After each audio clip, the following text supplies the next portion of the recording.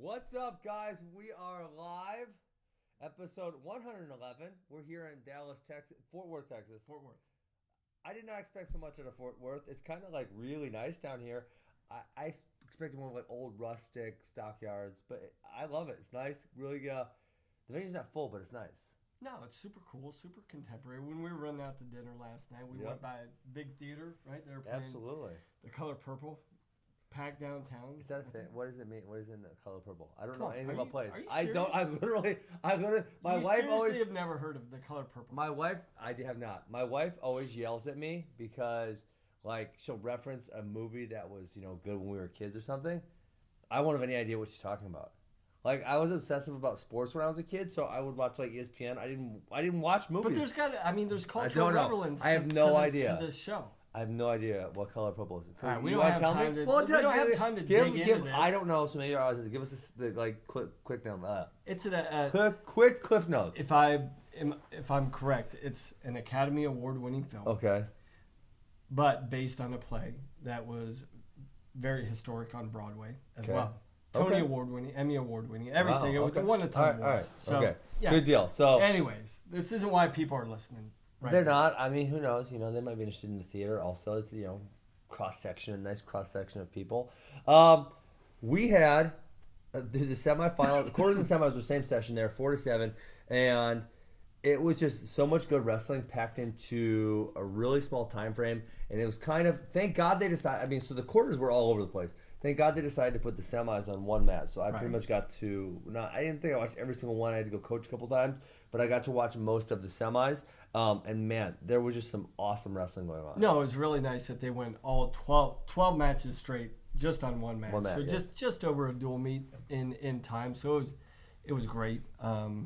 So much stuff to talk about, right? You know what? And now that you just kind of, as I'm thinking through those, there wasn't a huge amount of controversy. Like, I think there was only a couple protests. Obviously, Yanni McKenna, which we'll talk about. But I thought that was pretty cool because sometimes with these freestyle matches, like especially thinking about Worlds, like I feel like the rhythm is so broken up by multiple protests and it takes so long and people are complaining. And the rhythm was really nice too. I just felt like crack through and we got to see just a whole bunch of good wrestling. Yeah, I think there was a very few, to coin your phrase, very few bitter bricks tonight.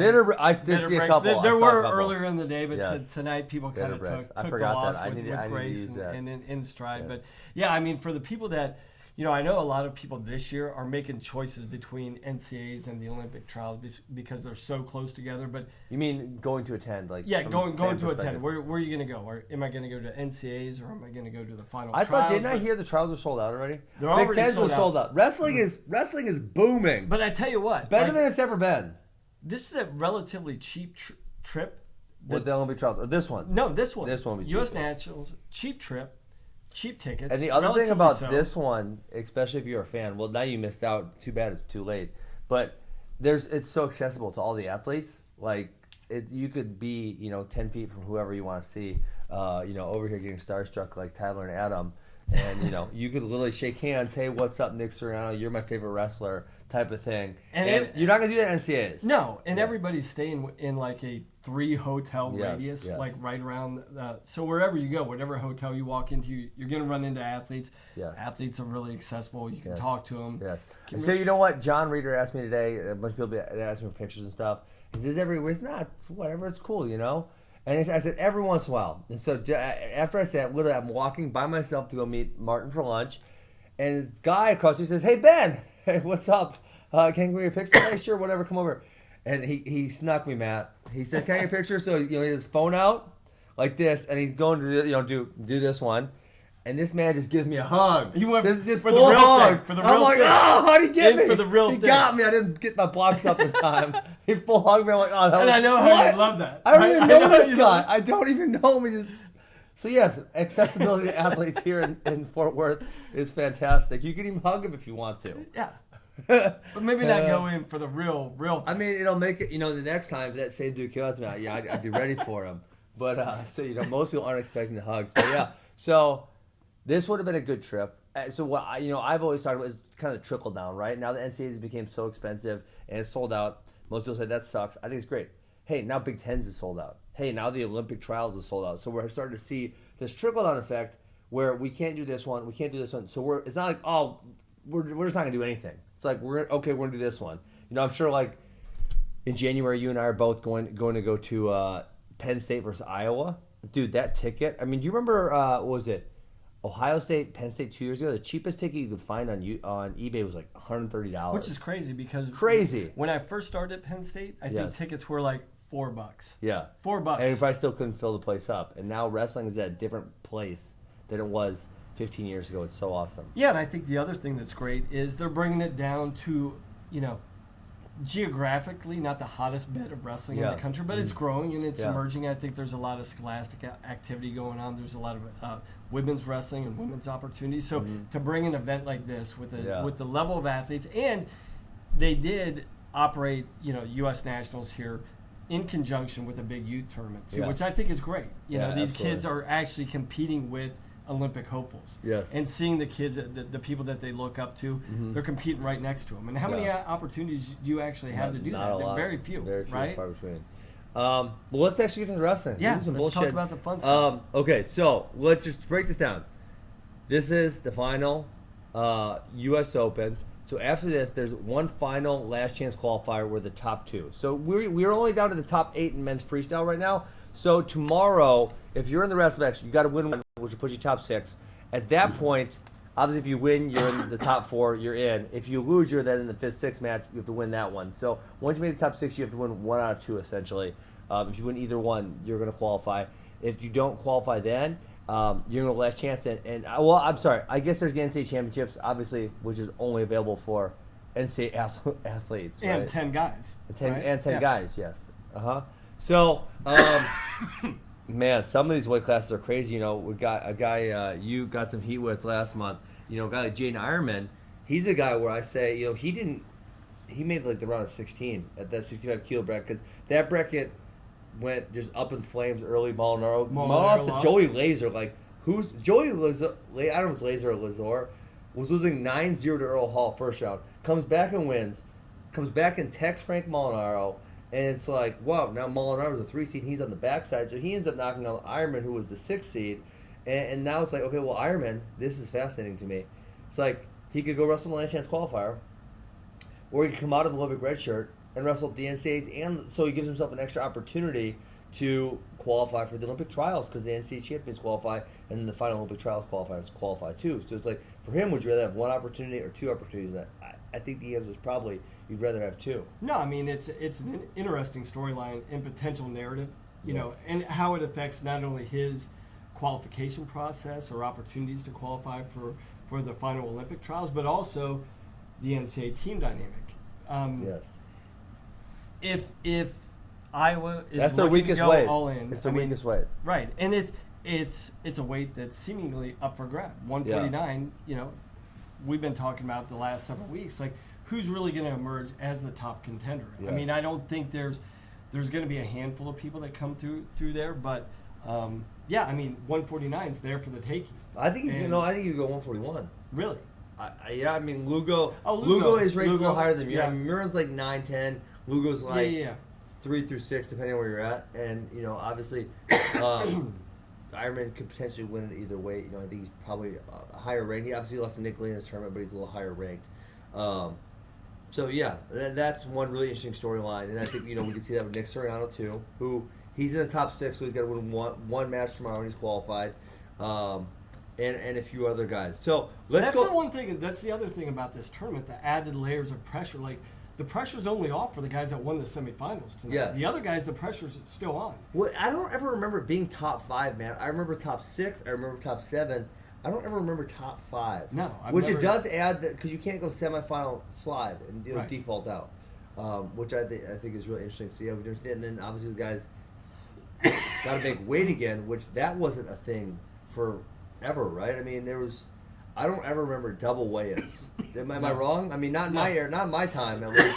There was never double weigh-ins. It was just last year and this year. So that adds another layer that some of these guys there's a big effect to that. I mean, we saw. I saw it today. You mentioned for with sure. Molinaro. I mean, that was directly. Like I looked at Frank, you could tell he had nothing in the tank, and this is a guy that doesn't ever get tired. Yeah. And he was like, you could tell. Like, was they gonna hold their weight down? Yeah. Real low. He had no punch. Yeah. And I'm like, you could see the effect of not having it and having to turn around in a short time period after making. You know what? One of the athletes I'm coaching felt, and I can speak directly from experience. You know, I don't know what it is. It's really weird. You know, you see in college, you see the 2-hour wait. You see some guys gas after after a couple minutes, they just gas out because they got nothing left. And this happened to Nick. Nick said it happened to him today. He's cutting down 74 kg because obviously that gap is 12 kilograms, which is gigantic. This happened to me in 2007, the first time I made 74. I wrestled my first 2 matches, and I felt good, right? And the third match I went there was against Joe Heskett.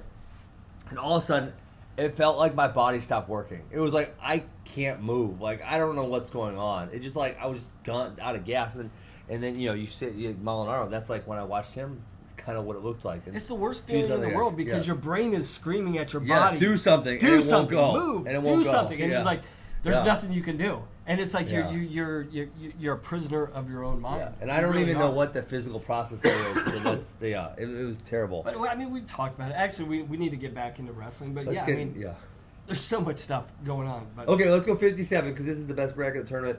I'm gonna run through a few of the matches in the round of 16. If you want to comment, feel free. Alan Waters, the 13th seed, pins Zane Richards, which in a cradle which he was losing, I think 4-0 at the time. Nishan, who was on fire a month ago, Zane Richards. I think he's still in the Wrestlebacks, is he? Yeah. I'll Google that. I mean, what the version of Zane Richards we saw at the Bill Farrell was he was winning. He was up 4-0. He was wrestling good. Yeah, let's see. And so then, let's see. Nope, he just got crushed by Soriano, so he didn't even place. Yeah, so he lost 12-0 to Soriano. So he's out. So he's going to last chance qualifier. Yeah.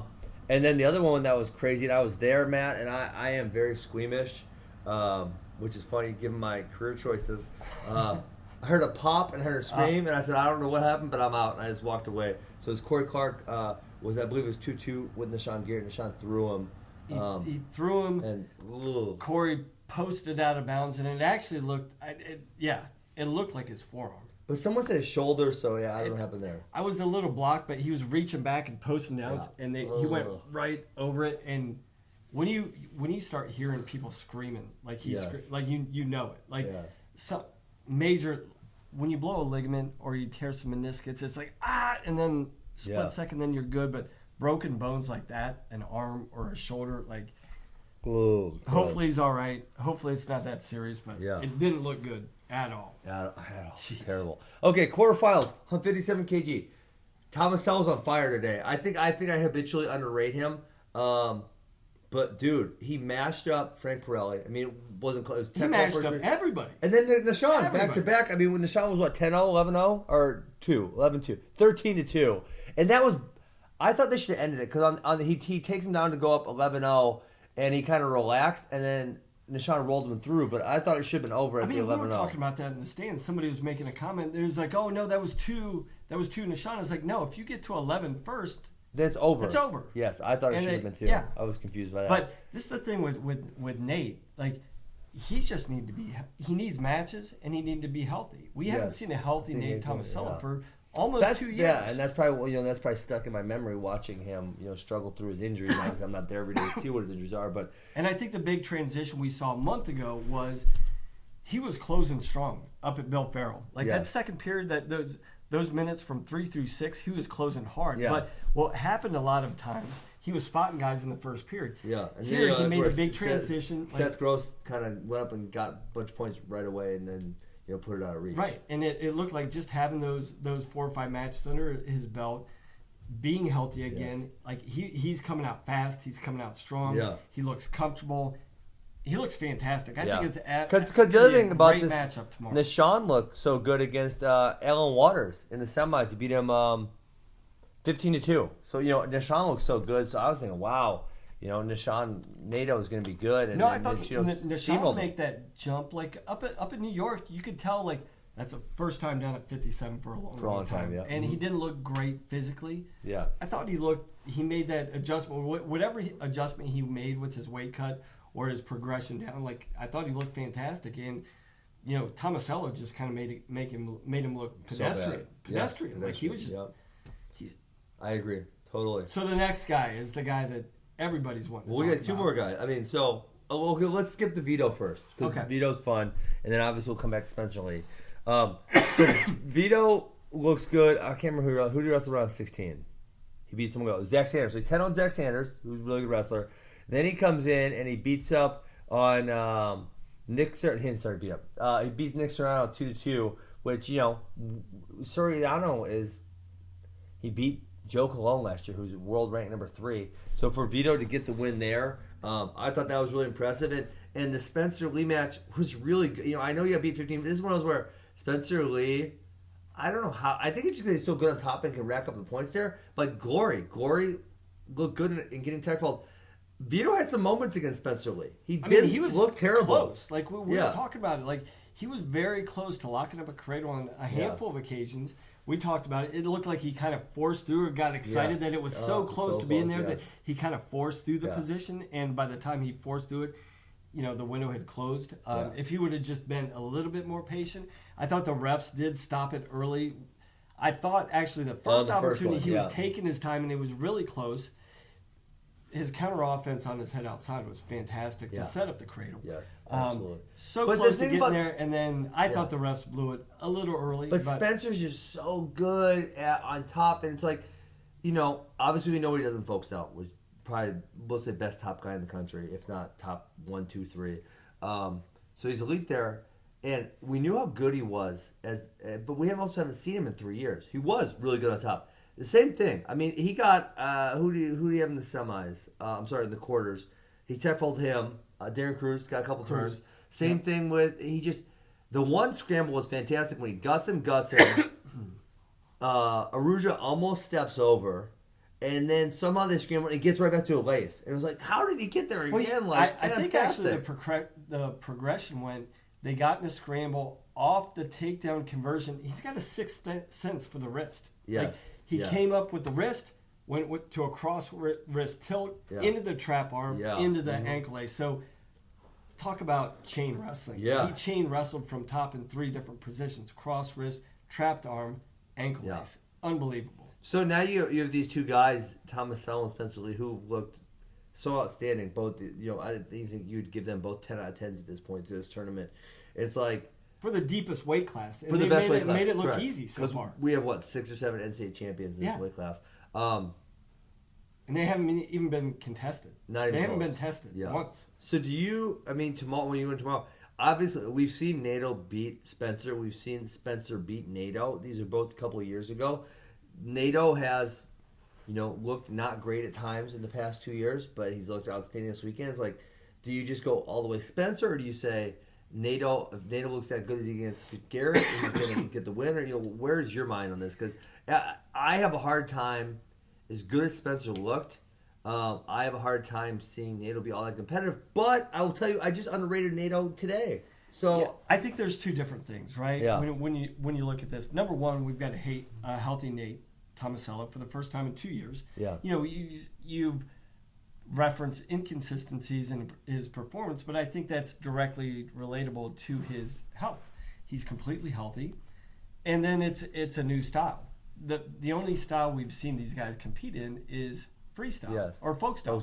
Now, on the surface, you would say Edge Lee even more being in freestyle with his world titles. Yes. But the way Nate's looked on top. I think really what it comes down to is parterre defense. One, if you're Tomasello, you can't get there. Don't get taken down. Don't even get there. If you want to have your best chance, don't even put yourself in that position. Mm-hmm. But if you do get there, like we saw with Aruja, I thought he would have been better off taking a penalty point. Yeah, because that one time I saw he had Spencer's fingers, and then the referee's like, open up, and he actually opens up. I'm like, no, don't open up, dum-dum, hold his fingers and take the penalty. And that's a young guy mistake, right? I think I wouldn't open up. Veto. Yeah, the referees in that position, a lot of times I don't like the referees because there's a lot of bark and not all that much bite.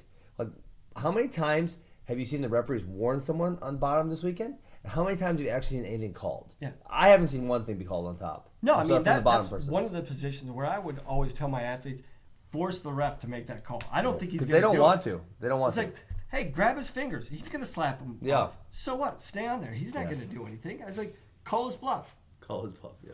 It's true because it's so infrequent that they actually do something. Yeah. I was annoyed because I was always a strong top parterre wrestler. So you're like, and looking so, at the ref, open yes, this guy up. And they'll say, open up, and boot back up. And you're like, wait, you just told him to open up 3 times. He didn't listen. Yeah. And then he just put us back up. Like, no, actually make him do something. It's annoying.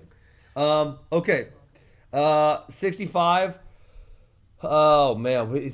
65 is another weight class where we had so much going on. So I said the bracket fell apart, right? You had Joey Lazor beating Molinaro. You had Nick Lee beating Ironman, which, that's 11 versus 6. Although I don't think it's that huge of an upset. I think on paper, you probably would have given seed-wise. You would have given Ironman a favor, but it's like, can you see Nick Lee beating Jane Iron? Sure. Not really, because Lee's a really? guy. You didn't think so? I didn't. Nick Lee's. We haven't seen Lee in freestyle that much, similar to Spencer Lee. Sure. We knew what he did in high school, and he had a lot of good results, freestyle results. I think maybe winning Pan Am's, Cadet Pan Am's, Junior. Yeah. He's had good freestyle success in high school. We just haven't seen him in the last couple of years. So, but we have seen Ironman. We've seen his results in freestyle. So, I would have given for sure edge in folk style. I mean, it's a toss up, but edge Ironman. If you were to ask me on, before today, like, who would you pick? Ironman, without a second thought. Yeah. Okay. So you got Oliver steamrolling everybody. So he steamrolls Bryce Meredith, then steamrolls Nick Lee. When I was at dinner with these guys, you guys can't see a couple guys, Tyler and Adam off camera. We're at dinner. I read that stat that Jordan Oliver has outscored his opponents 40-0 this tournament. I actually should Google that to make sure it's true before I start telling you guys crazy shit. Stuff. He looks good, man. He looks so good. And then on the other side, Joey McKenna gets the upset over over Yanni. I thought the takedown was 1 second too late. And I was right there. I thought it was good. You thought it was in time. I thought it was good. I thought it was 1 second too late. Yeah. I mean, obviously, not one they're like, oh my God, it was such a robbery. It's like, well, he got a takedown. I thought it was 1 second too late, but he did get the takedown. Yeah. I mean, if that's simple. Now, let me ask you this, and I don't want to, Yanni's not going to make an excuse for losing. Correct. He got beat. He's going to own it.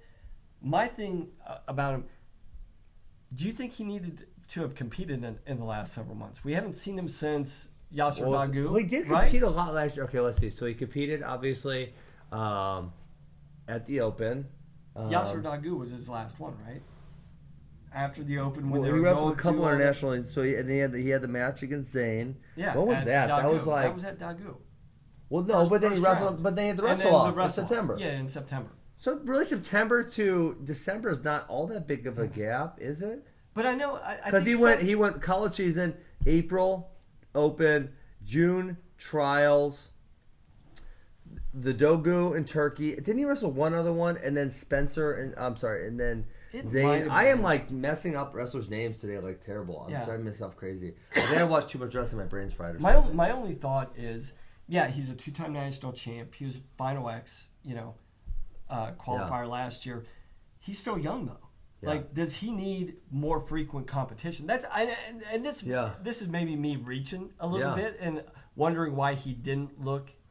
Yeah, I guess I would just go. So I think he's always gonna have a tough match against Joey McKenna. Joey McKenna wrestles a style which fundamentally is sound. Fundamentally sound, gets to his and he's really strong on the leg attacks. Like he doesn't get bent up or bent out of shape at all. But that being said, but dude, at the end, he actually out-scrambled Yanni at the end. Yeah. That was a crazy scramble. He's fundamentally sound, but he can actually, if you force him into it, he can scramble with you. Okay, so let me take us back. So NCAA's last year, which was only 9 months ago, you could very easily argue and convince me that McKenna Yanni should have not had the takedown, which means McKenna beats him in the NCAA finals, right? Really competitive match. Then we go a month later at the U.S. Open, and Yanni goes and tech falls Oliver, tech falls Molinaro, and beats Zane 3 in a row. McKenna didn't place at that tournament. He lost. So it's like at that point in our heads, right? And obviously we're wrong, but they kind of separate. Yanni goes this way, Joey kind of loses stock. Yanni goes up, Joey goes down, and yet a month prior to that was a really competitive match. Joey definitely could have won the NCAA finals, and I think although they diverged, I think now this reminds us obviously that they didn't really do this. They just did this, and there was one tournament where there was a divergent path. Isn't it something to do with the psychology in the athlete's mind, the level of belief? even though it's razor thin at the NCAA tournament, what that does psychologically to you, being the winner and the loser. I think with Joey, that's the end of his college career. He loses an NCAA title. He never wins an NCAA title. Yeah, he's got to be deflated. He's got to catch his wind.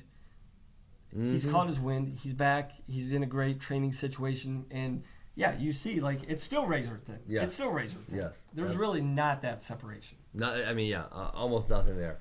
So we got McKenna versus Oliver in the finals tomorrow. It's going to be awesome. I think up note at this weight class, Josh Saunders placed. He's still a high school kid. He upset. He had a I don't want to say easier path this U.S. Open as a high school kid, right? But because Lazor got upset, Molinaro and Ironman met up early. But the match he did win, that was wow, he beat Dom Demas. Yeah. Early in the wrestle match. It was his first or second wrestle back, which is a high school kid beating a guy who took third at the NCAAs last year, and then he kicked Ingley's butt at the NCAAs, and Josh Saunders beats him today. Wow, that's really impressive on his behalf. Yeah, I don't care what his path was, how it opened up or whatever. You still, he still wrestled the guys that were in front of him. He beat the guys that are in front of him. Absolutely outstanding. He's the only high school kid, right? Which makes you think, how good is Anthony Etchemendia? It's pretty crazy to think about. Because Etchemendia kind of has way with him. Who's number one? Made him look pedestrian almost. Yeah. Right? So now you got me wanting to see Anthony Etchemendia against this field also, which would be he would be right in there. You got to think. I wouldn't have said that prior to this weekend, but now you would have to think. Absolutely. You would have to think. I don't. I'm not saying he's in the finals or he's pushing to make. But he's competitive with the better guys. Yeah, he'd be in there. That's fair. Yeah. That's fair for sure. Okay, 74. Another one that kind of was a little all over the place. And then one of the other interesting things is Jason Rolfe didn't show up. Would have been the number 1 seed here. Which Vincenzo didn't show up. Right. Probably would have been the number 2 or 3 seed here. Probably the 3 seed. Those two not showing up. Obviously, Vincenzo has a chance to win the NCAA title, which will then make him qualify. But if he doesn't, he's got to wrestle the very next weekend. Last year's qualifier. Noel, whatever's wrong with him, has to get healthy enough to wrestle at the last year's qualifier, which is now 3-ish months away. So his work is cut out for him, in my opinion. Yeah, talk about a must-see event. The last chance qualifier is becoming a must-see event. Where is it? Right? I have no idea. It's somewhere in Pennsylvania. Yeah, it's going to be fantastic. It's going to be a loaded tournament. Yeah. Only the top 2 go. So looking at and when you look at all the guys that didn't qualify, holy crap. Especially these first 3 weight classes. And you look at the guys that aren't here that have already qualified that are so tough. You got 57 so fun because you have Gross, Gilman, and Fix, all qualified but not here. Yeah, it's awesome. And then here you have Burroughs, you have Dake, you have Isaiah. Okay, hold on, let me tell you that right here. Like you said, they don't have Millersville, Pennsylvania. Okay. You know where that is? I don't even know where that is. More central PA. Central PA. Yeah. Didn't they used to have a Division I program at some point in time? Yeah. Do they still have one? They are D2 now. They are D2. Okay. D2. Okay, I think I might have wrestled someone from Millersville. They've had All-Americans. All those PA programs. Yeah, they're all good. Yeah. Okay, Millersville, right by Lancaster, Pennsylvania, outside Harrisburg. Now, why are they hosting it in Millersville? It's in the middle of nowhere. I don't know. That's gonna be How the did place they pick to be. that? Outside Philly? Weird. Yeah, okay. That would be that's a busy 3 weeks in a row for wrestling media coverage because you're gonna have NCAAs, you're gonna have the last chance qualifier, and then you're gonna have the Olympic trials back to back to back. Yeah. Wow, it's gonna be wild. Okay, 74 kg. So this first guy, are we gonna talk about Massa? Yeah, I always get so confused. It kind of makes my head hurt that Logan Massa and Anthony Valencia are so good at freestyle wrestling, and yet they don't have a lot of folk style success. It's crazy, isn't it? It makes my head explode. I can't explain it or understand it. I was sitting in the stands talking to one of my friends, and I'm like, I'm not a gambler. I don't gamble. Yeah. But if there was one guy that I could pick, all right, if there's one guy that could go on a heater and you would put your money on him, it's got to be Logan Massa. When this guy is on a run, he goes on runs and he just wrecks people. And didn't he not place at the NCAA? He was 1 and 2 at NCAAs last year. Yeah, but then he does stuff like that. But when he's on, he can go against anybody and beat anybody. Absolutely. But then on the flip side of that, he can get beat by anybody.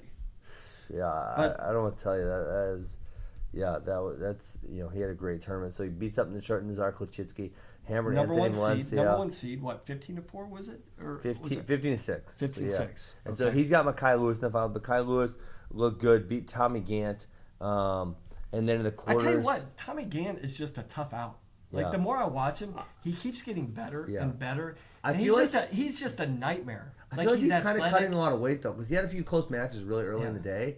And I felt like usually Tommy Gant's got great cardio, and I thought maybe he's cutting a lot of weight. I don't know. He was 57 pounders, so you feel like he shouldn't be cutting a lot of weight, but obviously maybe he had a growth spurt later. But he's just like a nightmare. I mean, he's so long, so athletic, so well conditioned. Yeah. Like he's a guy like even the top guys are like, you just hate to face a guy like that. It's like I know I'm going to beat this guy. Yeah. But it's going to be tough. It's not going to be fun at all. Absolutely. And you better be on every second because he was right there. I mean.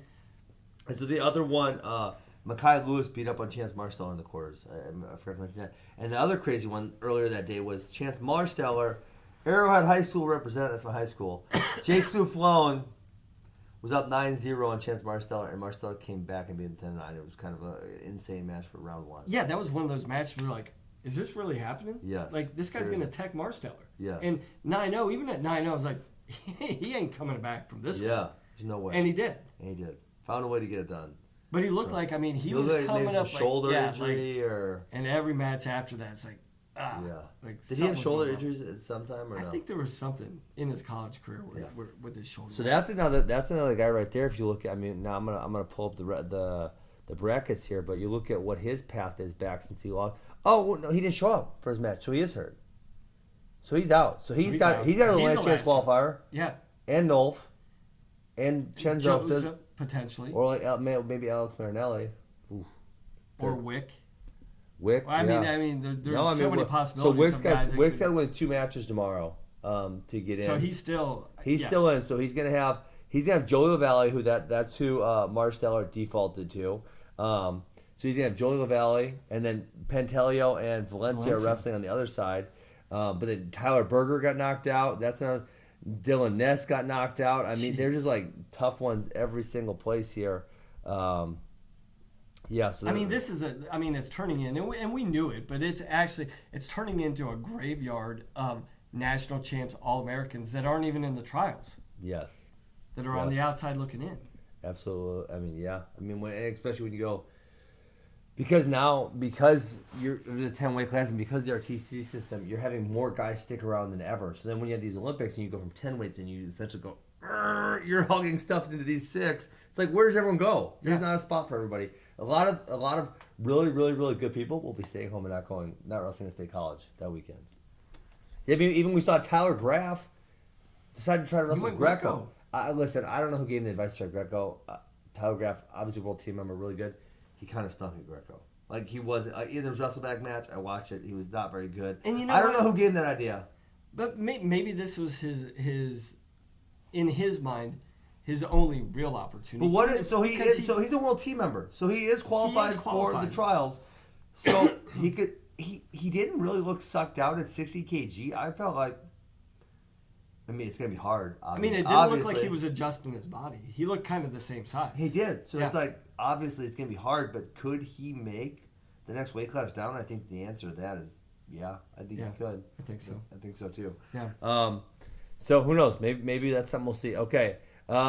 86. I thought this was a really fun weight class. I think kind of underrated weight class. So quarters, there wasn't really anything all that surprising except Aaron Brooks over. I lied. I lied. Aaron Brooks over Sam Brooks.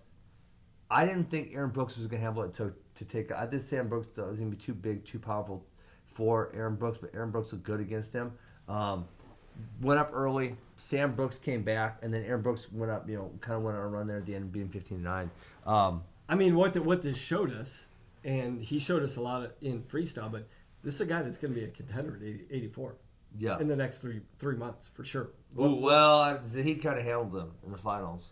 Yeah. So, but in semis. But I'm saying, like, if he keeps jumping levels, which he could, and we're seeing some of that here. Yes. He's not that far off. I mean, with some of these guys like Amekai Lewis and Aaron Brooks, I'm like, 2 years, watch out, man. Yeah. Like, watch out. Yeah. Like, I don't know who's stopping these guys in the next couple of years. Yeah. So the Zahid one I want to talk about is Zahid. He barely beat Nathan Jackson. I mean, it was a crazy match. Nathan Jackson got to take the winning takedown, right? So it was 2-2. He got the takedown with 30-ish seconds left. Zahid gets up and there's like 20, 21 seconds left. And Zahid, it was great mat sense. So he got in a single leg, came up to the feet. About 4 or 5 seconds left. Jackson kind of bails on the single and gives up his back. And instead of trying to return Zahid, instead of trying to turn him the mat, he just drives him straight out of bounds for the point, which I thought was brilliant because you could very, very easily waste you try to bring him back to the mat, and then he goes quad pod. It's so easy to waste 5 seconds. Not a big deal, right? Yeah. And he had the common sense that, okay, I'm not going to try to mat return here. I'm just going to freaking drive him out of bounds, get my point, and I win 3-2. And so he won 3-2, and that was kind of a crazy ending to that match. Yeah, I mean, huge wrestling IQ. Like, huge, and it was one of those situations where, like, Jackson executed perfectly. Yeah, like tactically, absolutely. You couldn't have asked for better execution. Yes. And I saw him so upset. Like some guys, you see, fake temper tantrums, the bitter block. Like this is a guy like should have been crushed after this match because he had it. He had it. Yeah. He had it, and he executed perfectly too. Yes.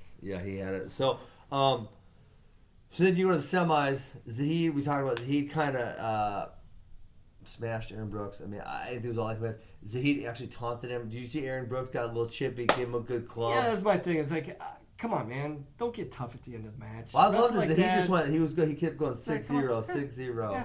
I thought it was fantastic. Yeah, I thought it was great. Okay. So we both love that. Yeah. No, I love. Yeah. I love. I mean, because I love every once in a while. I love a bad winner. When they deserve it. Like, well, no, when you like, get clubbed, clubbed, the best thing you can do is when someone gets at you is you don't get mad back. You just taunt them because the scoreboard's right over there. Speak to the reality of the situation. Yeah. Like, really? That's all you got? A head club? Yeah. Yeah. Absolutely. Okay, so in the other semi was awesome.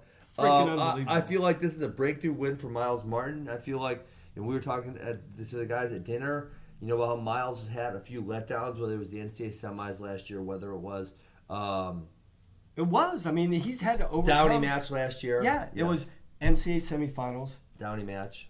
U.S. Nationals. Yeah. Same thing. Same scenario. Played out. Yeah. Ahead. Controlled the whole situation. And it was playing out here. Yes. Because he was up 3-0. And he got taken out twice in a row. The second one was like, and oh, shit. So you're like, we're seeing the same thing. Let him spin behind you. Like, what was that? And then, this is actually one thing. The rule set in freestyle is pretty good right now. But Myles got it on a leg, and Dieringer dove out of bounds, right? So the score is 4-3. He dives out of bounds because he knows if he gives up, even if it's caution 1, which it was, because that's the only referees take a caution 2. Yep. If he gives up caution 1, it's still 4-4. He's winning because he has the 2-2s, which I thought was smart on his part. It's definitely smart, absolutely smart on his part. I don't like the rules that you can play that way. Right. Like you're going to give up 2 and you just dive out of bounds to save. I think the referees, I almost feel as though and I kind of feel like they would abuse it, but they should be able to go caution and 2 for avoiding a takedown there when it's really clear. But who knows? Yeah, I mean, then you give more power to the referees, which I don't know if that's the. But right, you do. I mean, you got to give it to Dieringer. I mean, if the rules are in place, take advantage of them. Don't be that guy on principle. Like, I don't agree with this rule, so I'm not going to do this one. He took advantage of the rule. Yes. It was smart wrestling. Yes. And then for Myles to follow that up. Yeah. You guys got the clip. Unbelievable. RUDIS has the clip on their social media right now.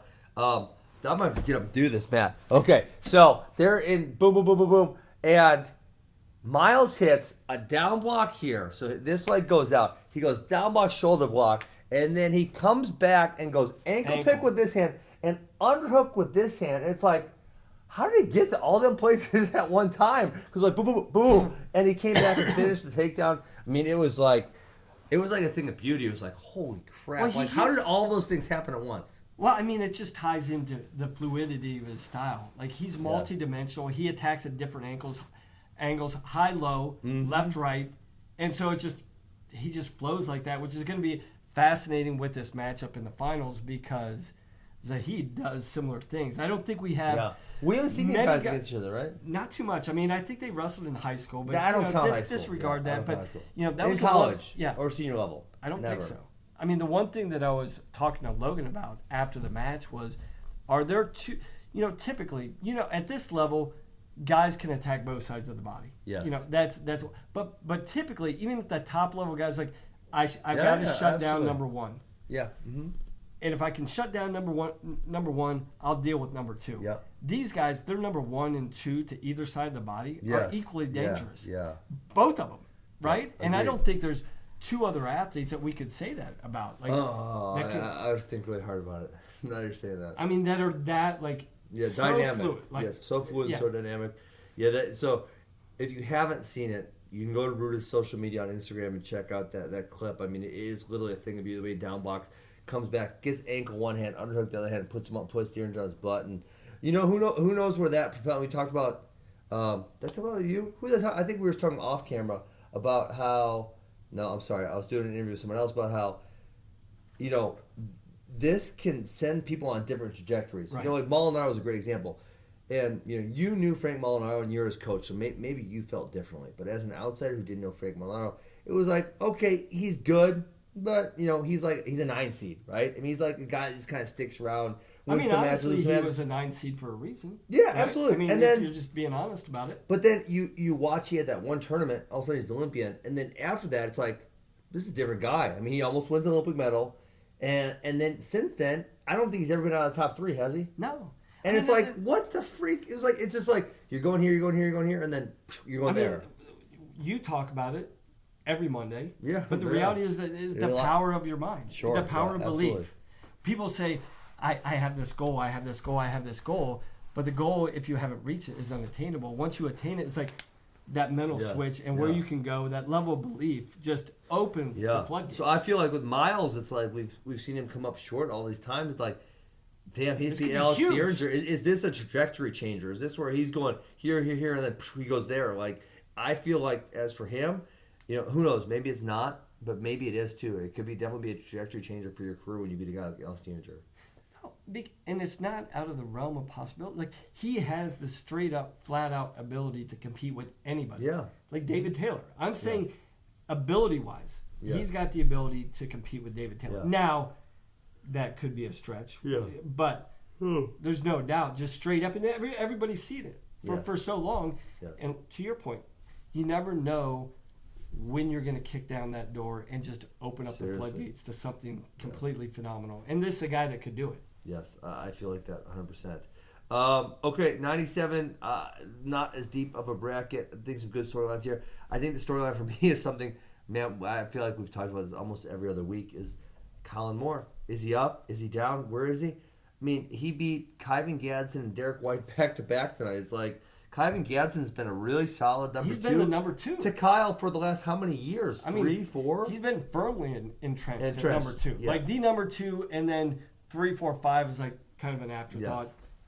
Yes. Huge gap. I mean, there's a big gap between Kyle and Gadsden, but he's been the solid number 2 for a number of years. And so Colin Moore comes in here and beats him. It's like, with relative ease. Where did that come from? And he does the same thing with Derek White. And again, you never know, like him coming down, Derek White coming down from heavyweight to 97 kgs. But I think that result of Colin Moore against Derek White, not as surprising, because the lighter version of Derek White is not as, scary as the heavyweight version of Derek White. I mean, it's breaking news on Ben Darmstadt. But, sometimes the footwork from changing weight classes is different, right? And so Derek White had way more success at heavyweight than he did at 197. Yeah. And so now you see him come back down, and maybe who knows? Maybe he's going to decide to go back up. And then we conversely we see the flip side. Sometimes we see a Kassar going from 97 to heavyweight. Well, that'd be the same as Derek White, right? More success. Way, but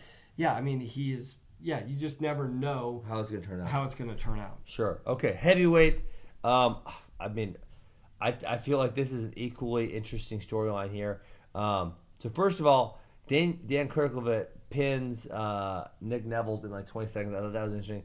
But then the one that's going to have a lot of reverberations is Don Bradley was kind of beating up on Kassar. Kassar hurts his shoulder again. Some people said his shoulder was out. I don't know what the call is on that. Obviously, he's had previous shoulder issues, and that's something if you're looking at Penn State. Penn State's already kind of, in my opinion, looking up at Iowa right now and saying, okay, how are we going to chase you down? And now you're talking about, okay, if they don't have Anthony Kassar, that's 25 points, and maybe Kirk Levitt is eligible somehow next. I don't know. I don't even know how it's possible. Maybe Caleb does some ninja tricks. Yeah, I mean, we were talking about it before. Like, it would be a stretch if we're playing with scenarios here. But okay, so let's not put the scenario. Kassar's 25 points, and NCAA is. Okay, so you're gonna make that up, right? That will be tough. If he's out, Kirk Levitt. Technically, can he wrestle this year? No, because I don't think he completed his semester at Ohio State, so I don't think he can. Now, are there waivers? Are there things you could do? Yes. Like, especially if you're Kale. And anymore. No, I mean, anymore with the NCAA, like, it used to be a sixth year was a very difficult thing to get. Now they hand them out like candy. They give out 2 more, 7 years. Yeah, so, I mean, we got 7 years now. It's not even the sixth year, but, so who knows? We're getting off topic there, but I mean, I think obviously, listen, I love college wrestling. I love college wrestling. So a lot of this stuff ties back in. We talked about Soriano. Is he going to come back? We talked about Ironman. Is he going to come back? And if you're telling me Anthony Kassar getting hurt isn't a huge storyline when Penn State's had won how many titles in a row and they're looking up at Iowa, that's a huge storyline. That's what Ironman's equally is. Ironman eligible second semester to go wrestle for the University of Iowa? Because that will be huge too. We just heard yesterday coming back. Like, so these NCAA storylines that are playing through, I think they're fascinating because this is one of those seasons. We're not going to have these. We're going to have these every 4 years. We're going to have the season where the senior level season and the college season is somewhat intertwined with each other because you're going to have guys who are good enough to try to go make Olympic teams, and they're going to want to do that. And it's like, man, I watched. Obviously I'm not a college coach, but I watched some matches where a college kid was in a leg lace today. I'm thinking, you dumbass, just roll over. Just roll over. You got 3 months of season left, just roll. Didn't you see what happened to Anthony? Didn't you see what happened to Anthony Ashnault? Like, just roll over. You don't need this. Give in. Yes. Move on. Seriously. Live to fight another day. Yes. But yeah, I mean, I know we're talking about freestyle here, but we are searching for some storylines on the college side of things because it seems right now there is some separation between Iowa, seemingly, and everyone else. Well, that's what I'm saying. Penn State's looking up at them, and if you lose an NCAA champion, and it's like, well, Aaron and Brooks. even though, let's not forget, even though Penn State has won, multiple NCAA titles the last couple years, but there's been interesting narratives. It's not like they've stormed through NCAA titles. Yeah, I was actually telling Evan Wick seems so young to me, and I was telling him about. And I think I got this right, Matt. You would probably be able to correct me wrong, but the year that I believe Zach Sanders was a senior when Nico was a freshman, Megaludis, and Megaludis upset. I think Megaludis was a 10 and Sanders was a 2, and he upset him in the quarters, and that was huge because that was the year that Minnesota was the main challenger to Penn State, and that specific match was such a huge pivotal moment for then Nico, who's the 10 seed, to make the semis, so he gets semi points, and then Zach's in the wrestlebacks, and I do believe he All-American that year. Yep. But that made me kind of feel like an old man because I couldn't remember which NCAAs. I think it was 2013 or 2014. I don't recall exactly which NCAAs it was. But obviously, you're talking about Nico being a freshman. Now Nico's been graduated for multiple years. And Nico's a guy we didn't see here this week. Was he? I think he's retired. I think he is. I think he's retired. Yeah. Nico, give us a shout. Tell us if you're retired or not. And we're gonna see a lot of retirements probably in the next 4 months, right? I mean, a lot of guys. We might see some of the next. Like tomorrow. 48 hours. Tomorrow. Yeah, tomorrow. See who doesn't show up. Who's the most likely to not show up tomorrow of the Conti semis? So obviously, if you like everybody's gonna show up. You think so? Unless they're straight up, unless they're injured, you're gonna. Well, show Marsteller up. didn't show up. He's got to be hurt then. Yeah. So I'm saying. Point, so obviously, if you won tonight, you're in the the 7-8 round, right? So if you win, you keep going. So will there be any semifinal? I mean, Dieringer already qualified, so he's one for me. Does he not show up? Because I think why open yourself up to that? Yeah, I don't. I mean, at this we don't point, know what his motivation to wrestle this weekend was. Okay, if you're still winning, if you're still winning, and if you're in the top side, you're trying to win the tournament. If you've already qualified, that's what this tournament is about. Yeah, so this would help. This would help Nathan Jackson or Sam Brooks. Yep. Obviously, whoever wins that would then get a bye if he doesn't show up. And then on the top side, it's Nick Heflin or Farr. Whoever wins that is going to wrestle Aaron Brooks. So that whoever loses that will be in the 5th, 6th match. If Dieringer doesn't show up, they get 5th automatically. So at that weight, it's a huge deal. What if anyone else is not going to show up? What do you think? I don't know. Nick Sirianno, he's gonna show up. He's gonna bring some. Yeah, he's always gonna bring the fight. He's gonna have a little bring pop that tomorrow, I fighter's think. pop tomorrow. Yes, He's always packing that. You know he is. Gant's gonna show up. Pantelio, yeah. Okay, let's see. 50 cents. I want to see a few more matches. Then I promise. You guys can just turn it off if you want to. You're not mandated to listen to us, but you somewhat enjoy it. Over, actually. I can. I don't have one of these things. Oh, that's a good one. Sirianno, Cruz, and then Sirianno or Cruz versus Deshaun Garrett. That's wow. And then Vito on the top. So Sirianno could come back and wrestle Vito again. That'd be great. Yeah, in this bracket, you'll get like who's gonna go on the last chance. Zane Richards didn't make it. Alan Waters didn't make it. Sean Russell didn't make it. I mean, it's like, yeah. Josh, do you know why Josh Rodriguez didn't show up in the quarters? What was that all about? I have no idea. He just didn't show up. Yeah, I didn't. And then he wrestled back. Yeah, I don't know. Somebody's get Kale on the line. Tell us why you showed up. Yeah, right. It was this one right here. Oh, it was round 16. It wasn't the quarters. Yeah, I don't know what. Where'd he go? I don't know. I have no idea. That's so bizarre. Yeah. Wow. Okay. Well, I think that's it from us, Matt. We need to decide where. I think you and I think we go again tomorrow after the first round. Okay. So that'll be before the finals. Obviously, we both have to fly out after the finals. So I think maybe we go after the first. Can we do that? Hey, these guys call the shots. I'm asking them. I'm asking the bosses. I think we got a thumbs up. All right, so we'll likely go after the first round tomorrow, which will have all the consolation, 3rd, 5th, 7th place matches. We'll have all of those. And then, maybe, who knows, maybe we'll make some finals picks for you guys. Cool, man. All right. Good deal. That's it. Good night. I will have chips and salsa tomorrow, so you guys can watch me eat those and hear the crunch.